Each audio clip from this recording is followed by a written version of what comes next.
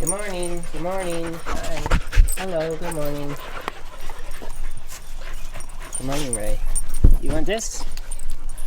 Want this? Good morning. I am off today, which means I get to spend some time in the garden. We're going to be hopefully getting these beds together. I have a little bit more work to do over there, but that's a little more intensive. So this bed here is what we're going to be working on today. I've got my Clyde's calendar. If you've never had one of these, let me show you what this looks like. This is a really cool calendar. Hopefully I can show you all this and get some work done before it rains, but this is more important.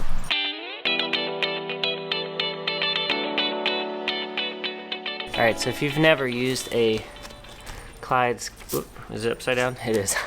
If you've never used a Clyde's calendar before, it's basically just a guide for planting.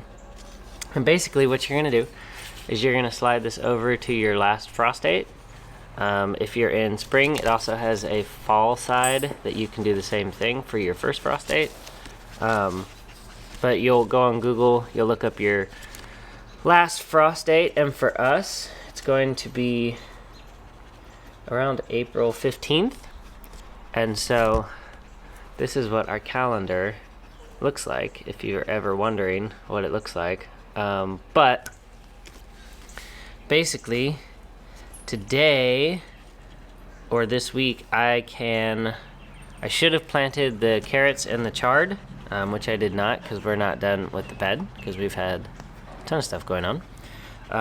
And there's nothing that I need to plant outside, but I can do, let's see, I can do cucumbers, squash, and melons if I want to seed stuff inside. So we might be doing some of that today.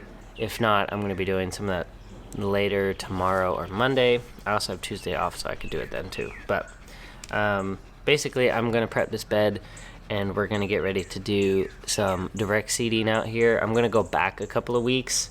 I know that that's probably not exactly the best thing to do. It's going to really cut out my harvest, but I should be okay because we're still in reference to possibly getting a first frost or last frost. And last year we did pretty good planting some things a little bit later and we did fine. So I'm going to try it again this year and hopefully we'll get some more stuff. If not, it's not the end of the world. We're not even going to really waste any seeds, but we'll only use a couple of seeds here and there. So I'm not going to be putting too many seeds in there, and it's not like they're super expensive. So the other nice thing about this calendar, on this side, it shows things that it can be planted with, companion plants, that kind of thing. Natural companions, things you can plant them near, and it says on both sides, so you should be good with that.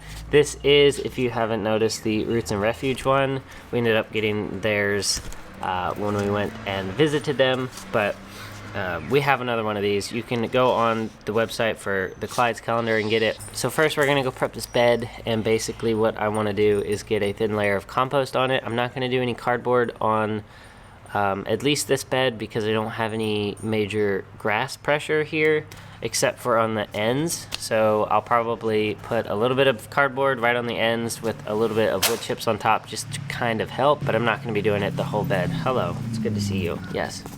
So we'll do that, and then I'm going to plant some stuff out here and just kind of get a late start, and we'll see how it goes.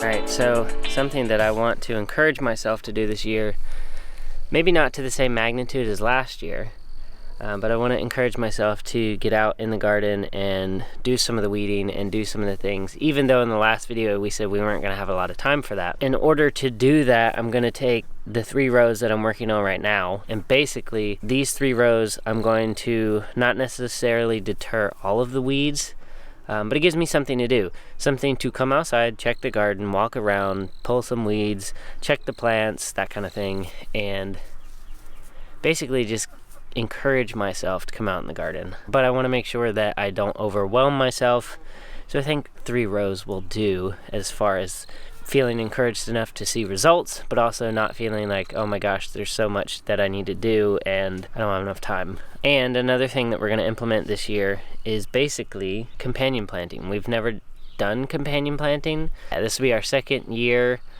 planting as far as summer goes, and we did not do it last year, and so we don't have a lot of experience in it, so I'm just going to preface with that. But we are going to be using a book specifically this year, Carrots Love Tomatoes. That is what we're going to be using this year to get our feet wet in this whole companion planting thing. There's so much of knowledge, like so much different companion planting and this and that, and laying out a garden that would probably make this look fantastic. You know, you've seen them. You've seen these YouTube videos and these Pinterest posts where they've got like everything nicely laid out and that kind of thing. That is not what we're going for. But basically we had a lot of pests last year, and so we want to try to cut down on that with companion planting and figuring out what is going to keep away the things that we had the most. So we had bean beetles, we had squash bugs, we have a lot of ants in the garden, and then we had some moles and some voles. So we want to plant things that are going to keep those away, and then some preventatives like aphids or things that we might not have seen because we didn't know what they were. So we're going to try that. And then I had this idea, each row, at the end of each row and maybe in the middle, planting some beneficial herbs for all the plants in the rows. We'll see how it goes. We're going to try it, and don't take our word for it because, like I said, we are not we are not master companion planters. So we're gonna get started with this bed. I've got this section done here. I'm gonna go ahead and plant my carrots in here. I'm gonna hold off on the chard, and I might, if I can, if they're not deterrent of each other, I'm gonna try to plant some broccoli down on that end. I really want broccoli, guys. My gosh, I love broccoli. Jordan loves broccoli. We've tried broccoli 3 years in a row, but we haven't been able to get full big heads of broccoli. I'm getting tired of buying broccoli at the store. I really want to try homegrown broccoli because I have a feeling it tastes amazing.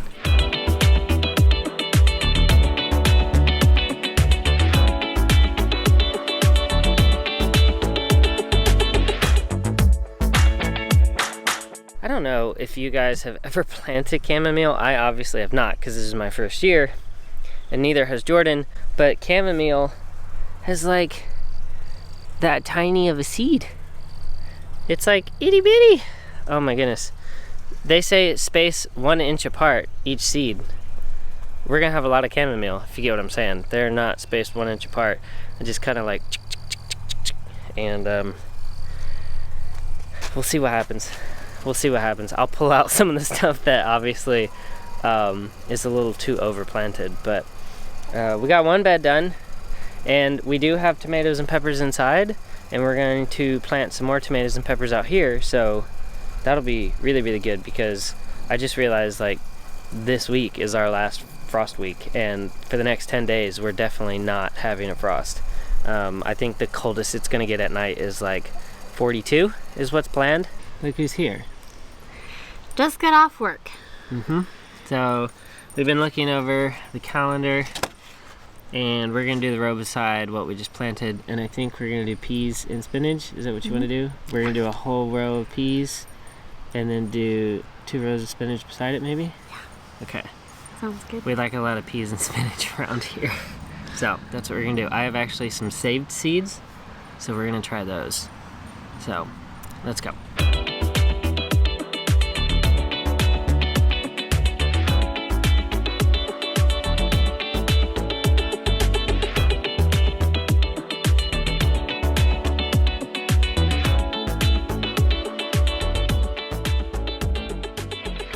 So in this bed we're gonna put peas and spinach, and then the herbs that go with it are going to be, let me see what we got here. I know we were looking for cilantro, but we didn't have cilantro, so we are going to try and find another couple herbs to put on the ends of the beds and to interplant with them. So Josh was wrong about the herbs. I thought we had cilantro, but I cannot for the life of me find the seed packets, so we're just gonna go with what we got, and you know, I'm excited to plant my spinach. I can hardly wait. So last year I planted some spinach and it did great, but I didn't plant enough.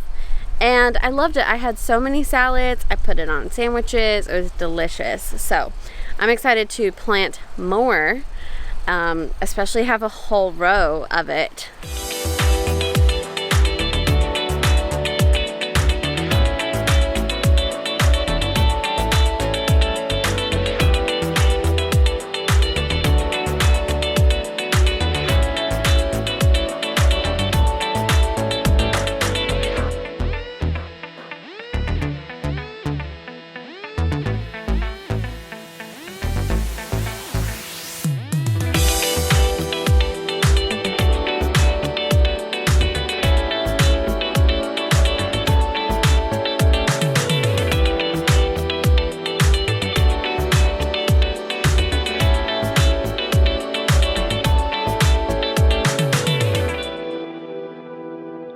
Alright, Josh, what are you doing? I am finishing up these tags for our seeds that we're doing. Okay. Just planted. Alright, so we've got 36 feet with peas in the middle. There are spring blush peas that we saved from last spring, which did awesome, and they were delicious and amazing. So we have our Bloomsdale spinach and our crunchy king radishes on either side of our spring blush peas. And I'm excited for that. Those are some awesome companion plants to put together, just because the radishes will help keep the cabbage moths away. So I'm excited to try this companion planting this year. I hope that it does really well for us. And I'm excited to just have 36 feet of spinach. So I think last year I did maybe 6 feet of spinach last spring. If that. And it produced a lot, but I love my spinach, and that just was not quite enough. So I'm excited to have 36 feet of it. And then I'm excited for our broccoli and our lettuce and our carrots over here. I hope they also do well. So with that and the incoming rain, I think it's time to call it quits. We'll do a few rounds of chuck it with the dogs and go in for some dinner and some relaxation time. Josh has to work tomorrow. We've got a couple things we're gonna get done. We'll go from there.